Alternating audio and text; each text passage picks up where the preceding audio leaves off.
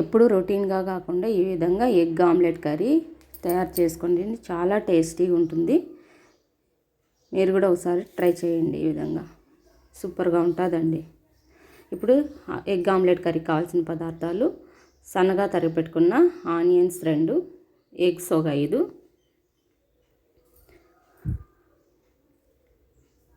పసుపు, సాల్ట్ కొద్దిగా, మిరప్పొడి 1 table spoon, ధనియాల పొడి 1/2 టేబుల్ స్పూను, అల్లం వెల్లుల్లి paste 1 tablespoon, garam masala 1/2 table spoon.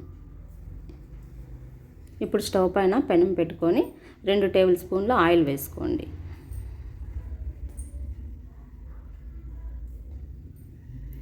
Oil కాగిన తర్వాత ఆవాలు, జీలకర్ర కొద్దిగా, కరివేపాకు,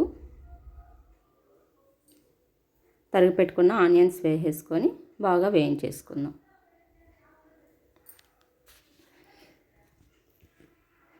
ఇలా ఆనియన్స్ బాగా వేగినాయి కదండి.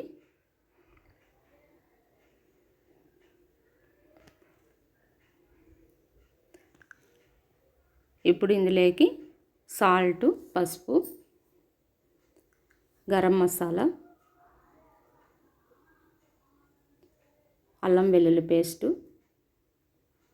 ధనియా పౌడరు, ఎండుమిర్చి పౌడర్ 1 టేబుల్ స్పూన్ వేసేసుకొని బాగా మిక్స్ చేసుకోండి. బాగా వేగిపోవాలండి. ఈ విధంగా వేయించేసుకోండి. ఇప్పుడు ఎగ్స్ ఒక్కొక్కటి పగలగొట్టుకొని వేసేసుకోండి. ఒకే చోటు కాకుండా పక్కన పక్కన వేసుకోండి ఎగ్స్. ఈ విధంగా వీడియోలో చూపించిన విధంగా పక్కన పక్కన వేసుకోండి. ఈ సమ్మర్లో ఎగ్స్ త్వరగా ఇదైపోతున్నాయండి. చూడండి, కొంచెము చిరిమినట్టు అయినాయి లోపల.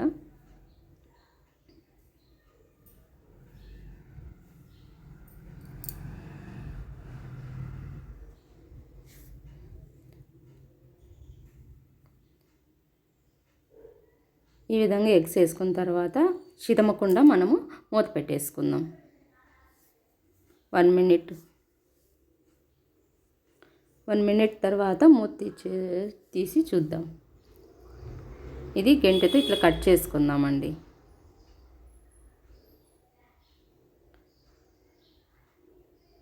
ఇట్లా కట్ చేసుకొని టర్న్ చేసేసుకుందాం.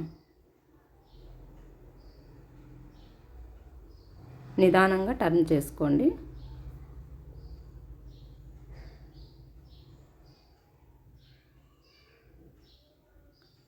ఈ విధంగా అన్నీ టర్న్ చేసుకున్నాం కదండి. ఇప్పుడు మళ్ళీ మూత పెట్టుకొని 1 మినిట్ ఉడకబెట్టుకుందాం. ఇప్పుడు చూడండి, ఈ విధంగా ఎగ్ ఆమ్లెట్ కర్రీ రెడీ అయిపోయింది. 1 మినిట్ తర్వాత తీసి చూస్తాం. చూడండి, ఎంతో టేస్టీ, హెల్తీ కూడా అండి. ఎగ్ చాలా టేస్టీగా ఉంటుంది. ఈ విధంగా మీరు కూడా ట్రై చేయండి. ఇప్పుడు స్టవ్ ఆఫ్ చేసేసుకుందాం. రైస్లోకి వేసుకొని ఈ విధంగా తిన్నామంటే చాలా టేస్టీగా ఉంటుంది. మీరు కూడా ఒకసారి ట్రై చేయండి. ఈ విధంగా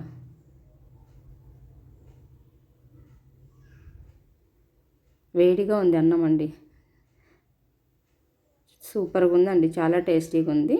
ఒకసారి మీరు కూడా ట్రై చేయండి.